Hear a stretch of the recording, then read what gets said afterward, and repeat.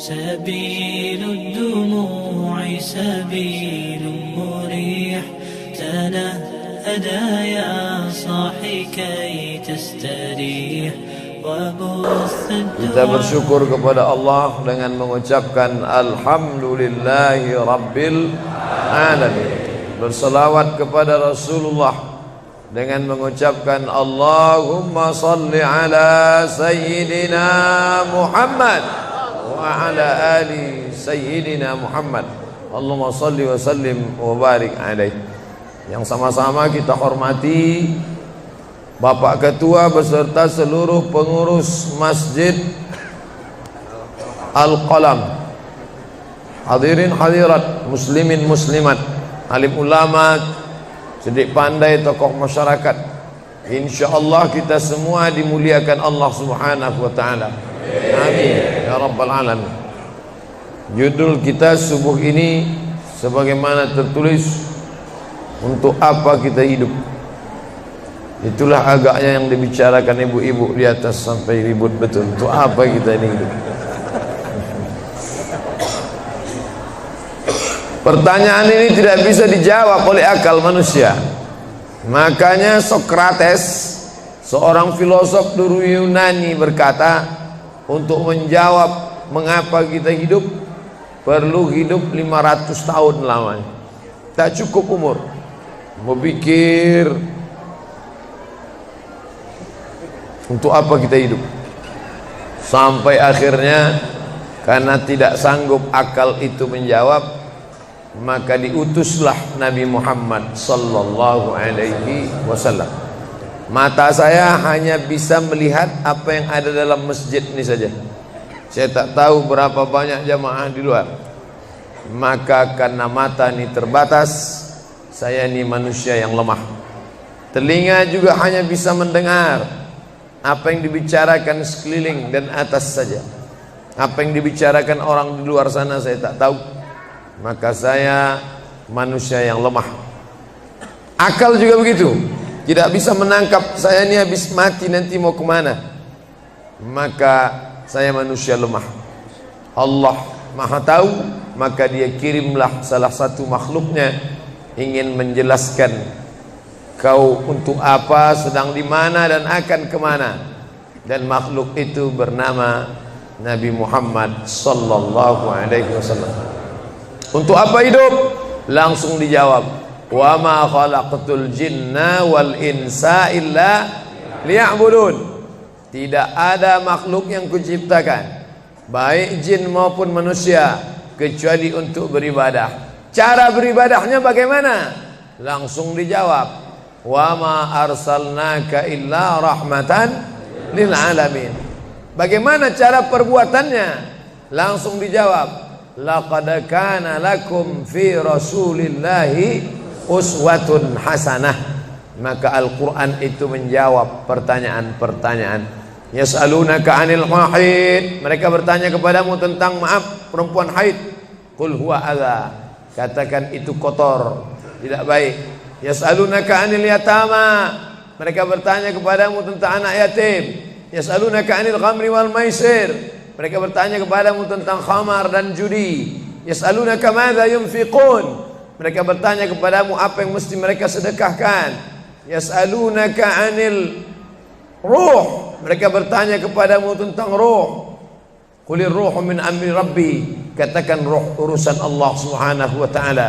Wa ma utitum minal ilmi illa qalila, tidaklah kamu diberi pengetahuan tentang itu melainkan hanya sedikit saja. Jadi Al-Quran menjawab berbagai pertanyaan yang tak dapat dijawab oleh survei, tak dapat dijawab oleh lembaga penelitian riset. Dia menjawab apa yang tak bisa dijawab akal manusia. Pepatah Melayu berkata, kalau galah panjang sejengkal, jangan laut hendak diduga. Galah artinya bambu. Orang kalau naik rakit bambu mesti ditanamkan ke dalam sungai. Kalau panjangnya cuma sejengkal, jangan laut hendak diduga. Itulah orang yang terlalu memaksakan akalnya, akhirnya ngomong sendiri dan senyum sendiri. Akhir puncak daripada akal adalah ngomong sendiri, senyum sendiri, angkot lewat pun dia senyum. Nauzubillah. Oleh sebab itu kita yang sangat rendah, hina ini mengaku lemah. Aku berserah kepada Engkau ya Allah. Berserah itu bahasa Arabnya istislam. Makanya kita ini tadi mengaku di hadapan Allah hanifan musliman. Aku condong kepada kebenaran, musliman, dan aku hanya berserah diri kepada Engkau ya Allah ya Rabbal Alamin. Makanya apa kata Allah kita ikut. Padahal ini akhir pekan, weekend, maunya santai, tapi kita ikut apa kata Allah Subhanahu wa taala. Bangun subuh ikut. Padahal ini mestinya santai di rumah, tidur-tiduran, membalaskan sakit hati hari Senin, hari Selasa, hari Rabu, hari Kamis, hari Jumat. Ini hari Sabtu, tapi justru hari Sabtu bersusah payah, berdingin-dingin di luar. Bahkan kabarnya jam 3 sudah ada yang datang ke masjid ini. Bahkan ada yang mabit di samping danau. Bayangkan itu. Orang mabit di Musdalifah, yang mabit di samping danau. Oleh sebab itu maka ini apa yang membuat makhluk ini bisa begini? Itu semua adalah orang-orang yang mengerti untuk apa kita hidup. Karena hidup adalah untuk beribadah. Bangun tadi dari tidur langsung beribadah. Buka mata, ibadah pertama adalah zikir. Alhamdulillahillazi ahyana ba'dama amatana wa ilaihin nusyur. Masuk kamar mandi, tempat najis, kotor, bau, kotoran, tempat setan, tapi tetap menjadi ibadah. Dalam WC-nya pun ibadah. Dia masuk lagi ke kiri, dia katakan Allahumma inni a'udzubika minal khubusi wal khaba'is. Keluar dari kamar mandi itu ibadah juga. Dia langkah kaki kanan, dia katakan ghufranaka, ghufranaka, maafkan aku ya Allah. Mengapa dia minta maaf keluar dari WC? Karena selama di WC dia tidak menyebut Allah. Lidah yang diciptakan untuk beribadah, selama di dalam tidak beribadah, maka ibadah di dalam WC hanya hatinya saja berzikir. Tak boleh menyambut seruan azan. Terdengar suara azan masuk ke WC, Allahu Akbar, Allahu Akbar, Allahu Akbar. Oh, tak boleh. Tak boleh mengucapkan salam. Assalamualaikum, Nabi diam. Assalamualaikum, Nabi diam. 3 kali diucap, Nabi diam. Selesai keluar dari toilet, WC, barulah Nabi menjawab Waalaikumsalam warahmatullah. Karena tidak boleh menyebut nama Allah, maka minta ampun keluar dari WC. Karena lidah yang semestinya dipakai untuk menyebutmu ya Allah, berzikir mengingatmu ya Allah, tadi tak kupakai selama beberapa menit di dalam. Maka dia katakan ghufranaka. Lalu kemudian melihat wajah di cermin, mana tahu ada kotoran di mata. Jangan sampai kita berjumpa sama orang di masjid, orang senyum, kita senyum, yang disenyumkan orang kita. Maka lihat dulu baik-baik. Maka ketika melihat wajah, dia pun menjadi ibadah. Allahumma kama hassanta khalqi fahassin khuluqi. Sebagaimana kalau kau sudah perbaiki bentuk ciptaanku ini menjadi sempurna, maka perbaikilah akhlakku ya Allah. Lalu setelah itu berangkat dari rumah menuju masjid, beribadah juga. Bismillahi tawakkaltu 'ala Allah, la haula wala quwata illa billah. Setiap langkah kaki ke Masjid Al-Qalam ini bernilai 1 langkah menghapus dosa. Langkah kedua mengangkat derajat. Langkah ketiga menghapus dosa. Langkah keempat mengangkat derajat. Tidak tanggung-tanggung, derajatnya diangkat Allah. Siapa yang duluan datang langsung dapat di depan. Tapi ada orang terlambat tetap tinggi juga derajatnya. Mana dia? Ini yang di atas. Siapa bilang perempuan direndahkan, dihinakan? Perempuan dimuliakan. Mana contoh perempuan dimuliakan? Kalau mau tahu, datanglah ke Masjid Al-Qalam. Perempuan dimuliakan. Bapak Ibu yang dimuliakan Allah, masuk ke dalam masjid, langkah kaki kanan, Allahumma inni as'aluka min fadlik. Itu doa nanti keluar. Tapi ketika akan masuk, apa doanya? Allahumma ya Allah, iftah li, bukakan untukku abwaaba rahmatik, pintu rahmatmu bernilai ibadah. Duduk berzikir, jangan ngobrol, jangan cerita. Foto Pak Ustaz, sikit-sikit boleh. Lalu kemudian selama itu tertulis tadi di atas. Itulah hebatnya masuk ke Masjid Al-Qalam, tidak hanya mendengar ceramah, dapat pengajian. Ketika saya masuk tadi, dengar suara azan, ada tulisan hadis riwayat Al-Bukhari. Siapa yang mendengar seruan azan lalu menyambut seperti bunyi yang diucapkan muazzin, kecuali pada hayya 'alas shalah, hayya 'alal falah, dia baca la haula wala quwata illa billah, ditutup dengan doa wasilah. Allahumma rabba hadhihi da'wati tammah wassalatil qa'imah, dimintakan untuk Nabi Muhammad, ati sayyidana Muhammadanil wasilah wal fadilah wasyarafa wad darajatal aliyatar rafi'ah. Yang kelima, wa ba'athullahumma maqaman mahmuda alladhi wa'adtah innaka la tukhliful mi'ad. Maka kata Nabi, halat laku syafa'ati yaumal qiyamah, layaklah dia mendapat syafaatku hari kiamat. Makanya selama duduk di depan tadi, tak ada satupun yang ngobrol, semuanya menyambut seruan azan. Allahu Akbar, Allahu Akbar, Allahu Akbar, Allahu Akbar. Ada kawan sebelah ngajak ngobrol, gimana bro program mancing kita? Allahu Akbar, Allahu Akbar. Nah, cerita tak tentu arah. Ini kita sedang beribadah kepada Allah Subhanahu wa ta'ala. Lalu kemudian selesai azan, salat sunat yang balasan pahalanya khairum minad dunya wa ma fiha, lebih baik daripada dunia dan seisinya. Apa itu? Qabliyah subuh. Sampai-sampai andai terlambat qabliyah subuh, tetap boleh dilaksanakan setelah subuh. Habis salat subuh barulah dilaksanakan qabliyah subuh. Tapi kalau sudah sama-sama ngaji, tapi kalau nanti pulang kampung, justru sekarang orang di kota ngaji, di kampung tidak ngaji. Zaman dulu di kampung ngaji, di kota tidak ngaji. Sekarang dunia sudah mau kiamat. Di kampung orang ngaji, di kampung orang tidak ngaji. Kenapa? Parabola masuk desa. Oleh sebab itu maka kalau di kampung itu tidak ada pengajian, mereka tidak tahu bahwa qabliyah subuh diganti setelah subuh. Nanti pas mau bulan puasa pulang kampung, jangan qabliyah subuh setelah subuh. Karena nanti begitu mereka lihat, loh apa tuh? Sejak tinggal di Bekasi ikut aliran sesat.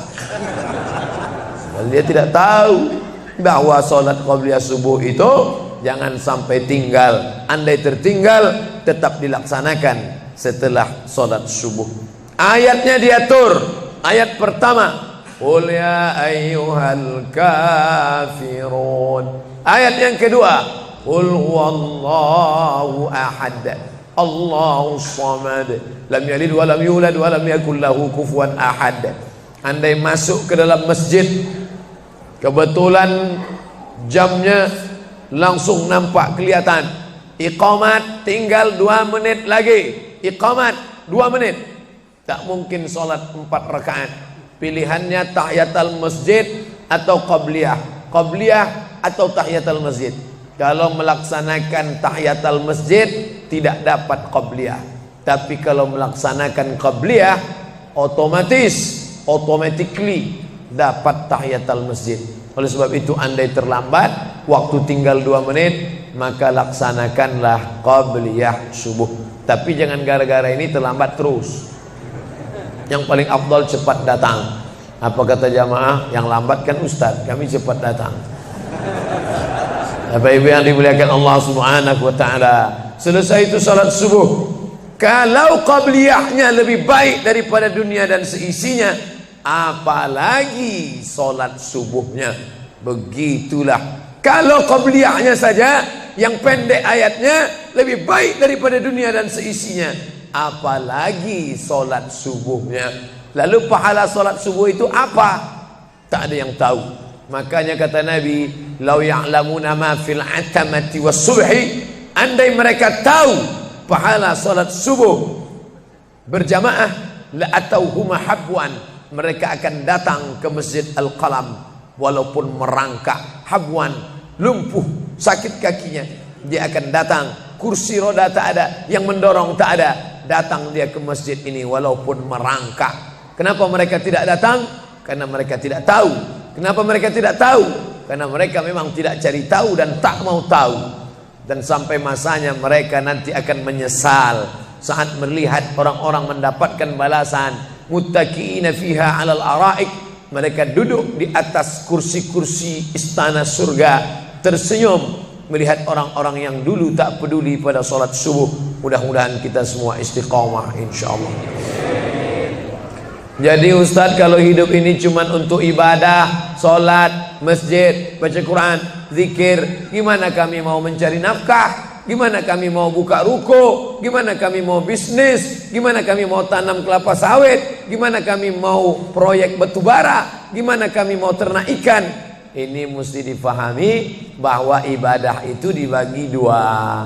Satu namanya ibadah mahdah, pure, original, murni, tidak bercampur dengan apa-apa. Yang satu lagi tidak ibadah tapi bernilai ibadah. Nah, ini mesti dipahami.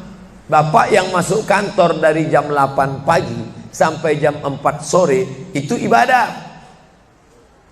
Karena kalau itu tidak ibadah, habislah waktu kita. Makanya yang bekerja niatkan ibadah. Sehingga kalau istrinya nanya, "Mas kok lama pulang?" Ibadah nih, Mas.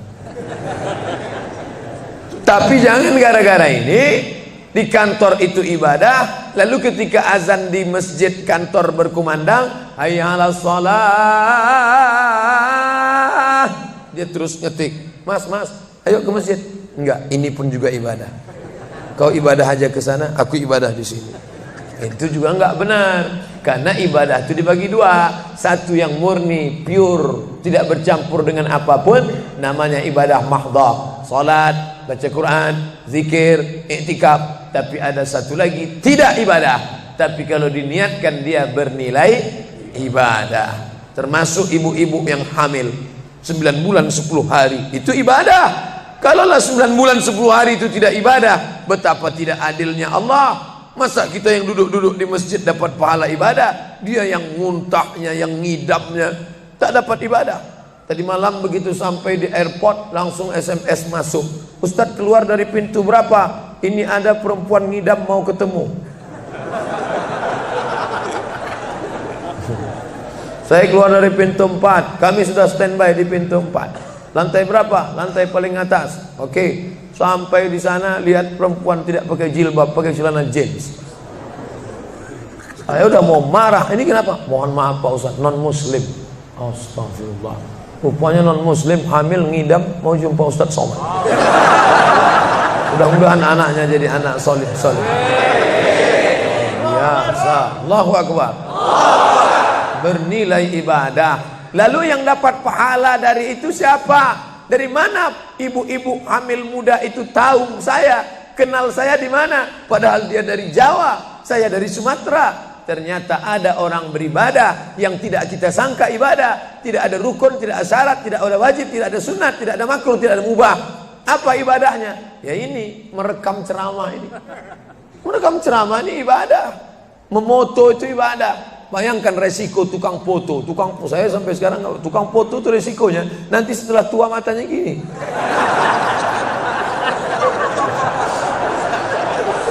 Tapi kalau mereka niatkan ikhlas untuk ibadah, maka insya Allah sehat walafiat.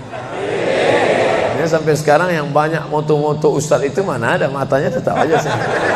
Kenapa? Karena diniatkannya untuk ibadah. Hidup ini kalau berniat ibadah tidak ada capeknya, tidak ada lelahnya. Kenapa? Karena mengharapkan balasan dari Allah. Ilahi anta maksudi wa ridhaka matlubi. Yang kumaksud hanya Engkau ya Allah, dan ridhamu lah yang kucari. Suatu ketika saya sampai di sebuah kabupaten kota, saya tanya ke Pak Bupati, "Pak, ya, kenapa Bapak buat pengajian untuk PNS hari Kamis pagi? Pagi Kamis buat pengajian tabligh akbar. Apa manfaatnya menurut Bapak sebagai pimpinan daerah?" Ternyata Ustadz Somad, kami sudah coba formula macam-macam untuk PNS ini. Pertama kami undang motivator dari Jakarta. Akhirnya di gedung hotel dengan biaya mahal. Lalu kemudian dengan infokus, suara menggelegar. Semangat, semangat, semangat. keluar dari situ lesu. Motivatornya pulang, pegawai letoy. Akhirnya kami buat undang tentara dengan bapak polisi, baris berbaris, siap, siap. Pak polisi pulang, nggak siap lagi. Ternyata yang disentuh paling mantap bukan fisiknya, bukan matanya, bukan pakai infokus, bukan pakai suara menggelegar, tapi yang disentuh adalah hati. Dan satu yang bisa menyentuh hati itu adalah agama. Itulah makanya ibu bapak coba nanti kalau mau buat praktek, buat satu kotak, buat satu lagi kotak, ada 2 kotak. Kotak ini buat voucher namanya sumbangan. Kotak ini buat juga voucher tulisannya sodakoh. Lihat mana yang paling banyak diambil umat Islam, sumbangan apa sodakoh? Sodakoh, padahal nilainya sama. Sumbangan 100.000, sodakoh 100.000. Bapak ibu silakan ambil untuk anak yatim fakir miskin kita. Pasti voucher yang paling banyak diambil adalah sodakoh. Kenapa? Karena mereka menganggap sumbangan tak ada pahalanya, karena bukan bahasa Arab. Apa dia? Sumbangan.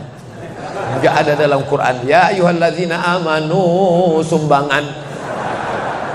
Yang ada adalah sodakoh. Innamas sadaqatu lil fuqara wal masakin wal amilina 'alaiha wal muallafati qulubuhum wa fir riqab wal gharimin wa fi sabilillah wa ibnis sabil. Itulah mengapa yang disentuh itu bukan nalar otaknya, tapi yang disentuh itu adalah hatinya. Ala fil jasadi mudghah, ketahuilah dalam jasad itu ada segumpal. Idza salahat salahal jasadu kulluh, kalau yang segumpal itu baik, maka yang lain ikut menjadi baik. Wa idza fasadat fasadal jasadu kulluh, kalau yang segumpal itu rusak, jahat, kotor, hitam, gelap, maka yang lain ikut menjadi rusak. Ala wahyal qalb, hati. Jagalah hati. Itu yang selalu dipesankan Ustadz kita Agim, jagalah hati. Jangan kau terserah. Bapak Ibu yang dimuliakan Allah, salah satu yang merusak manusia sekuler, membagi 2. Di masjid ibadah, di kantor tidak ibadah, fatal. Di masjid dianggap ibadah. Jangan heran kalau ada orang di masjid khusyuk, takut nengok ke atas, melihat hanya tempat sujud saja. Allahu Akbar, tidak mau lihat ke atas. Kenapa? Dia khusyuk. Tapi di kantor dia lebih setan daripada setan. Kenapa? Berasal dari pemahaman yang salah, karena dia sudah bagi 2. Di masjid ibadah, di kantor tidak ibadah. Bahkan yang lebih fatal, yang kotor-kotor di kantor bisa dibersihkan di masjid. Kotor.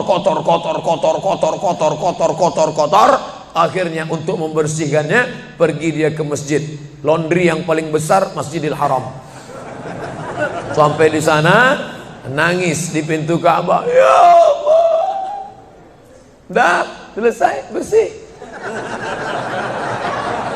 Enak aja. Bukan begitu ajaran Islam. Labbaik Allahumma labbaik, labbaik Allahumma labbaik. Apa kata malaikat? La labbaik wala sa'daik. Kau tidak dapat panggilan, kau tak dapat kebahagiaan, kau tak dapat haji mabrur, kau tak dapat surga. Zaduka haram, karena kau berangkat dengan uang haram. Oleh sebab itu pemahaman Islam mesti utuh. Semua adalah ibadah. Kalaulah gerak tidak ibadah, betapa menyakitkannya bapak-bapak polisi di jalan raya kena panas terik, padahal dia tidak ada penutup kepala di atas, berkeringat berpeluh. Mereka tetap merasakan itu sebagai ibadah. Tentara yang membela negara, angkatan laut di perbatasan sana, datang kapal-kapal perompak dari Thailand ingin mengambil ikan kita, tenggelamkan. Itu kalau tidak nilai ibadah, dia takut. Jangan-jangan sebelum kita tenggelamkan, kita duluan ditembaknya tenggelam. Maka itu mesti ada nilai ibadah di dalamnya. Itulah yang membangkitkan semangat jihad. Jamaah bertanya, Ustadz kemarin dari Jambi, terus kemudian terbang ke Miri, besok baru pulang ke Pekanbaru. Apa Ustadz? Saya lihat Ustadz dari tadi mengantuk saja. Iyalah, sampai tadi malam ke hotel jam 12, baru tidur jam 1 karena ada yang mau ditulis, jam 3.30 sudah bangun ceramah. Tapi begitu berjumpa dengan jamaah orang ramai, bangkit semangat. Habis ceramah ini tanya jawab, semangat lagi. Habis itu baru lesu. Dan tidurnya itu pun ibadah. Bayangkan tidurnya itu ibadah. Itulah mengapa banyak orang pengajian sambil oh, ustadz menyindir ya? Tidak. Saya termasuk ustadz yang tidak pandai menyindir. Saya termasuk ustadz kalau dipesan request untuk menyindir, saya tidak pandai. Kenapa? Karena saya pernah menyindir orang. Ustadz, tolong ustadz sindirkan. Ini ada jamaah yang sudah sedekah tapi mengambil uangnya kembali. Siapa yang bersedekah mengambil uangnya kembali, kal kalbil ladzi ya'udu ila qaihi, sama seperti anjing yang menjilat muntahnya kembali. Selesai pengajian, mohon maaf Pak Ustaz, yang disindir nggak datang. Oleh sebab itu tak ada gunanya sindir menyindir. Kalau mau to the point, mana orangnya face to face, langsung saja tembak 12 pas, gol. Bapak Ibu yang dimuliakan Allah, maka mesti dipahami dengan benar. Di Masjidil Haram ibadah, di rumah pun kau ibadah. Istri yang dari mulai pagi memasakkan suami, dibantu oleh pembantu membuatkan minuman, membesarkan anak, menyusukan anak 2 tahun lamanya, melahirkan, meregang nyawa ibu melahirkan anak, ibadah. Makanya kalau dia meninggal dunia saat melahirkan, matinya mati syahid. Saking senangnya suaminya mendapatkan seorang istri yang syahid, tak menangis dia. Begitu tegarnya bapak, tidak meneteskan air mata. Tidak Pak Ustaz, aku melepas seorang syahid, 3 syahid lagi siap menanti. Peace, damai.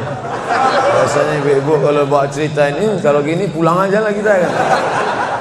Nah, bercanda, serius sekali. Nah, tapi yang saya katakan tadi itu semuanya ibadah badan. Melangkah dari rumah, ibadah badan. Membukakan mata, ibadah badan. Mendengar ceramah, ibadah badan. Membaca Quran, ibadah badan. Berzikir, likulli sulama minkum sadaqah. Setiap tulang-tulang sendi ada sedekahnya. Subhanallah, subhanallah, subhanallah, subhanallah, subhanallah, subhanallah. Itu ibadah badan. Tapi ada bukan ibadah badan. Apa dia? Itulah yang 7 macam. Zakat, wakaf, infak, sedekah, wasiat, hibah, ghanimah. Nah, itu ibadah harta. Mana yang lebih banyak? Ibadah harta apa ibadah badan? Ibadah badan. Kalau ibadah harta tak banyak. Zakat, wakaf, infak, sedekah, wasiat, hibah, ghanimah, rampasan perang. Tapi kalau ibadah badan, setiap gerak adalah ibadah. Makanya kita mesti bergerak. Likulli harakah barakah. Setiap ada gerak pasti ada berkah. Makanya tak boleh tidak bergerak. Air sumur kalau tidak ditimba, air itu akan busuk, butek, warnanya pun tidak ada seperti minyak di atas. Mata air mesti terus berganti. Darah harus tetap mengalir, jantung harus tetap berdetak. Makanya jangan pernah kosong dari aktivitas. Fa idza farata fansab. Selesai dari satu ibadah, pindah ibadah lain. Selesai ibadah tegak, pindah ibadah ruku. Habis ibadah ruku, pindah ibadah tegak. Habis ibadah tegak, pindah ibadah sujud. Habis ibadah sujud, pindah antara 2 sujud. Selesai sudah salat, lalu kemudian puasa. Selesai puasa, lalu kemudian berzakat. Selesai zakat, lalu kemudian mengitari Ka'bah. Subhanallah walhamdulillah wa la ilaha illallah wallahu akbar. Selesai itu melontar jumrah. Selesai itu menggunting rambut. Selesai itu berzikir. Tidak pernah kosong. Sampai kapan? Sampai malaikat maut mencabut nyawa dan ucapan terakhir yang keluar dari mulut adalah la ilaha illallah. Itulah jawaban tentang pertanyaan untuk apa kita hidup di dunia. Nanti kalau ada anak, ibu, bapak, tetangga, kawan, sahabat, andai tolan bertanya, untuk apa kita ini hidup? Tak usah jawab, putarkan aja videonya. Itulah enaknya zaman sekarang. Kalau dulu mesti diingat. Saya dulu pulang sholat Jumat, mak saya manggil, sini, ya mak, ceritakan apa isi khutbah khotib tadi di masjid. Gini. Itulah awal saya ceramah. Jadi saya paham mengapa saya menjadi ceramah sekarang dan saya tidak pernah merasa menceramahi Bapak Ibu, saya tidak pernah merasa mengguru-gurui, saya hanya seperti seorang anak sedang bercerita pada ibunya saja. Tadi mak kata khotib itu begini. Anak sekarang enggak. Apa kata khotib tadi? Ini MP3-nya mak. Bapak Ibu yang dimuliakan Allah Subhanahu wa taala, ibu yang mendidik anak-anak ibu ibadahnya luar biasa. Itulah mengapa ibu lebih tinggi derajatnya daripada laki-laki. Ilzam rijlaiha, kau urus tapak kakinya, fathammal jannah, kau dapati surga di sana. Di bawah tapak kakinya surga, al jannatu surga, tahta di bawah aqdam kaki al ummahat, ibu-ibu. Kenapa begitu? Karena ibadah dia yang luar biasa, tidak bisa dilakukan oleh laki-laki. Salat kita bisa, puasa kita bisa, tawaf kita bisa, sa'i kita bisa, melontar jumrah kita bisa, tahallul kita bisa. Tapi ada yang kita tak bisa. Apa dia? Mengandung kita tak bisa. Siapa yang mau coba mengandung, keluar dari sini, ambil bola voli, ikat di perut. Melahirkan kita tak bisa. Siapa yang ingin coba melahirkan, keluar dari sini, telanlah jeruk bulat-bulat. Habis itu keluarkan bulat-bulat. Menyusukan kita tak bisa, dan itu ibadah. Tapi bukan ibadah mahdhah. Dia tidak selevel dengan sholat, zakat, puasa, haji. Tapi ibadah ini berkualitas. Ibadah badan sudah, ibadah harta sudah. Ada ibadah yang terakhir, yang ketiga. Kalau ibadah badan berkeringat, lelah, capek, ibadah harta, duit habis. Tapi ada ibadah satu lagi, tak nampak di mata. Apa dia? Ibadah hati. Itulah dia ikhlas. Orang yang ikhlas tak tampak. Ikhlas, ridha, qanaah, tawakal, zikir, muhasabah, muraqabah, tazkiyatun nafs, mensucikan hati dari penyakit hati, riya, sum'ah, takbur, sombong, hasad, busuk hati.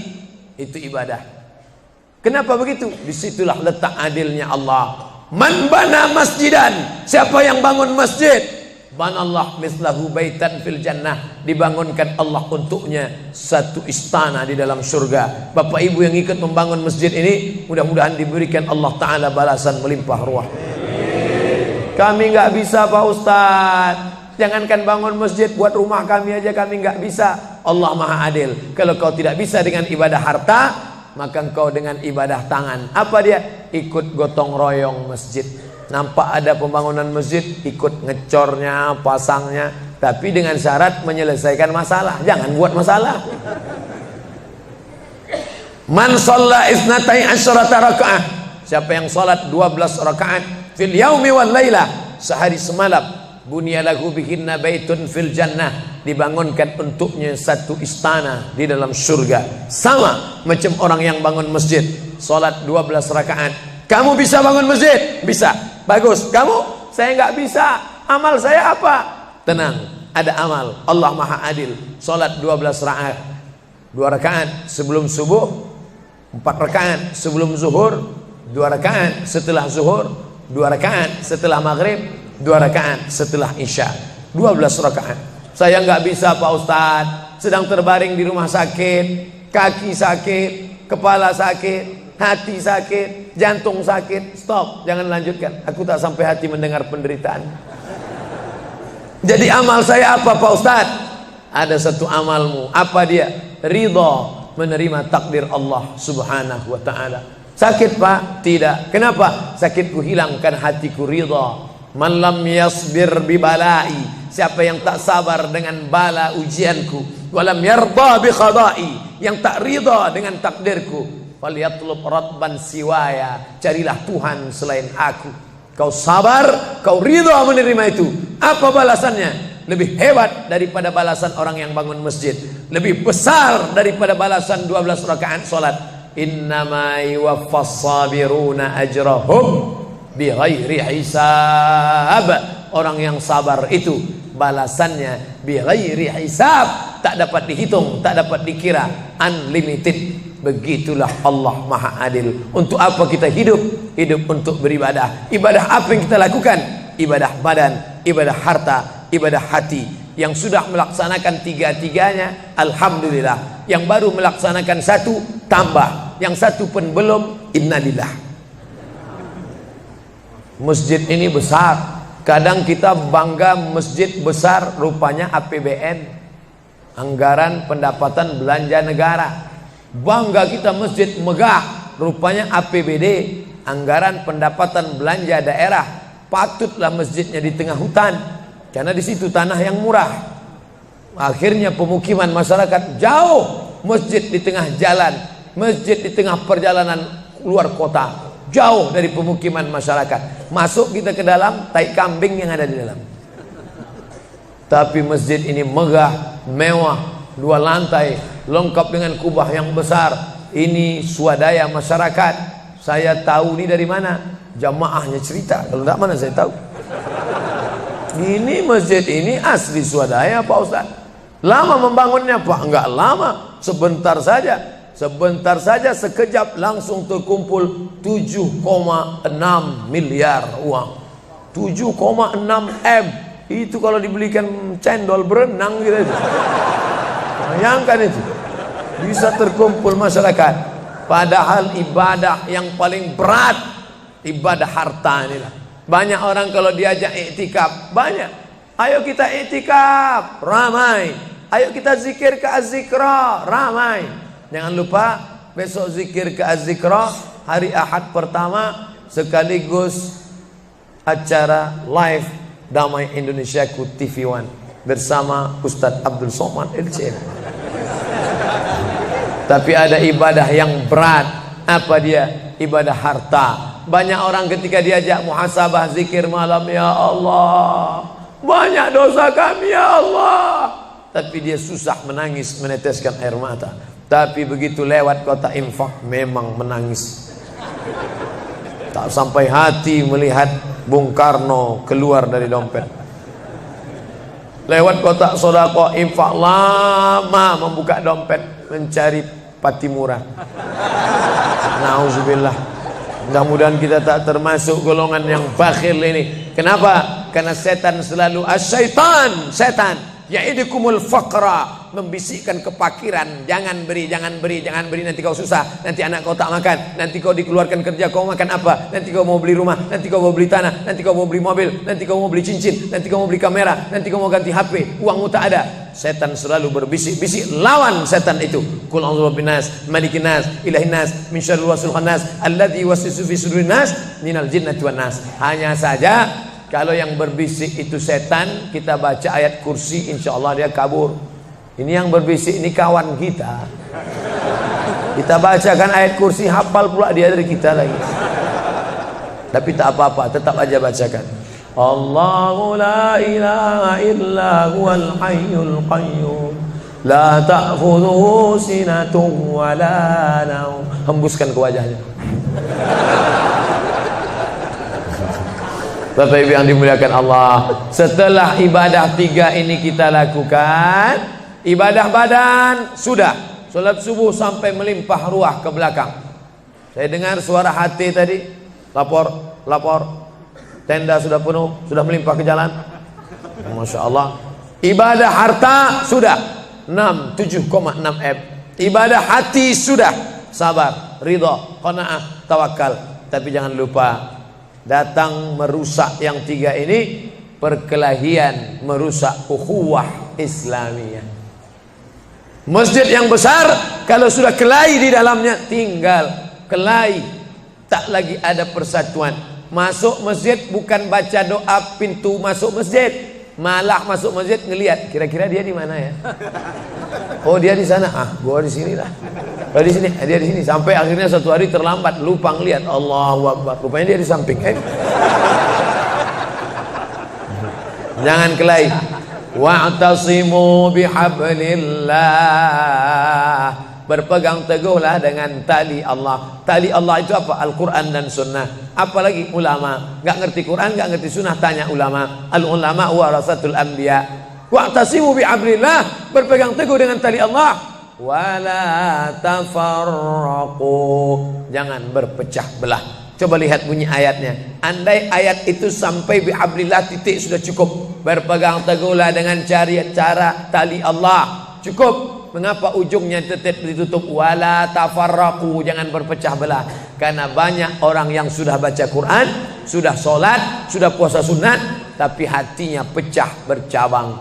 Galah patah boleh disambung, kaca retak boleh direkat, hati rusak kemana obat akan dicari. Oleh sebab itu kalau ada fitnah-fitnah, tabayun, klarifikasi. Jangan suudzon.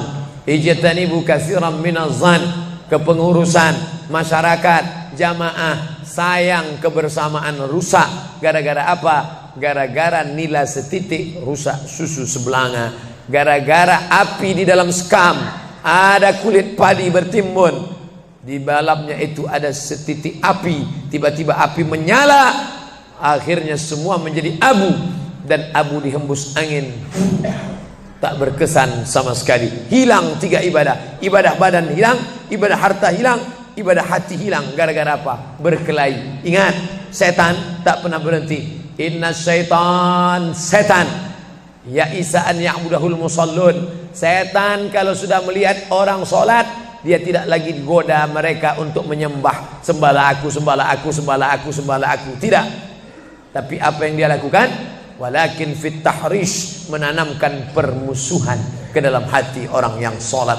Maka jaga ini. Jangan kita bertengkar gara-gara masalah khilafiyah. Saya kalau jadi imam di masjid dekat rumah saya jadi imam, saya baca kunut. Dan imam-imam dekat rumah saya itu saya pesan harus baca kunut, karena saya berpegang mazhab Syafi'i. Tapi ketika sholat di Masjid Al-Qalam, saya tidak tahu jamaah di sini pakai kunut apa tidak. Saya tidak ingin merusak kebiasaan mereka. Mana tahu mereka ikut mazhab Hambali, mana tahu mereka Muhammadiyah, saya tidak tahu. Maka ketika diminta jadi imam, Ustaz jadi imam, batuk. Saya tak mau merusak, biarlah imam tetap saja. Rupanya imam di Masjid Al-Qalam tidak baca kunut, ya saya tetap ikut sholat. Apakah perlu saya ulang sholat saya? Tidak. Sholat saya sah, karena apapun ormasmu, apapun mazhabmu, mau NU, mau Muhammadiyah, mau Perti, mau Persis, mau Al-Irsyad, mau Jamaah Tabligh, mau FPI, mau mazhab Hanafi, mazhab Maliki, mazhab Syafi'i, mazhab Hambali, semuanya sepakat sholat subuh itu wajib.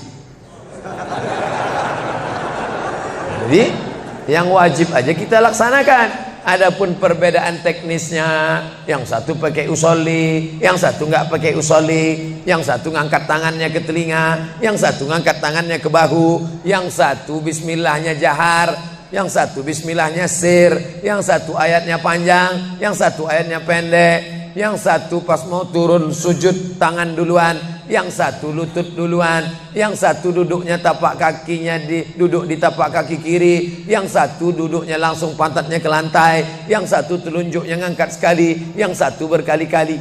Itu masalah teknis simple sederhana. Ada masalah yang lebih besar. Apa masalah kita yang lebih besar? Membeli tanah baru untuk buat sekolah Islam, membeli tanah baru, ruko baru untuk buat apa? 212 mat. Kita mat, orang Islam belanja di warung Islam. Alangkah indahnya, selesai acara sholat subuh bersama, pengajian bersama, selesai itu belanja beras minyak goreng bersama. Serbu.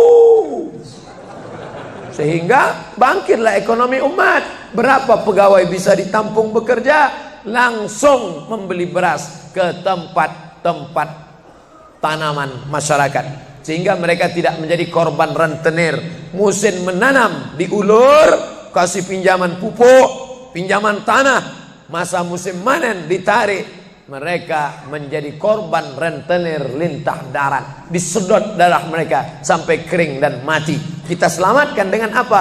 Dengan market. Masjid punya market. Saya beberapa kali meresmikan market punya masjid di Masjid Raya Batam, Masjid Agung Batam. Itu di bawahnya ada super mini market untuk menjamaah. Kemarin pulang dari Pulau Bintan, itu juga meresmikan. Di Dumai begitu juga. Ini 212 Mart. Terserah namanya apa. Ada 212 Mart, ada namanya Kitamart, atau bisa juga buat Somart. Nah, bisa juga.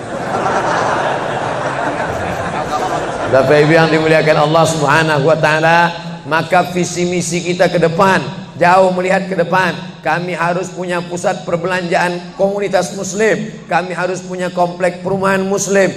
Nah, ini semua yang akan menyelamatkan kita. Kalau sudah begitu, maka mengertilah untuk apa kita hidup, dan setelah itu kita pun mati dalam keadaan tenang. Baru anak kita bisa berkata, mari kita antar jenazah almarhum Abdul Somad menuju tempat peristirahatan terakhir. Karena memang benar-benar istirahat. Tapi berapa banyak orang tidak istirahat? Karena amal badan tak ada, amal harta tak ada, amal hati tak ada, tak pernah memikirkan masjid, tak pernah memikirkan umat, tak pernah memikirkan belanja umat, tak pernah memikirkan pendidikan anak-anak umat. Akhirnya mati yang layak untuk dia. Mari kita antar dia menuju azab pertama, akan menyusul azab-azab berikutnya. Nauzubillah. Itulah yang dapat saya sampaikan subuh ini, lebih kurang 50 menit. Mudah-mudahan ada manfaatnya. تنحى يا حزن واهجر فؤادا توكل بجد بعزم فصيح فإني علمت بأنك نجوى ولبس خبيث مضل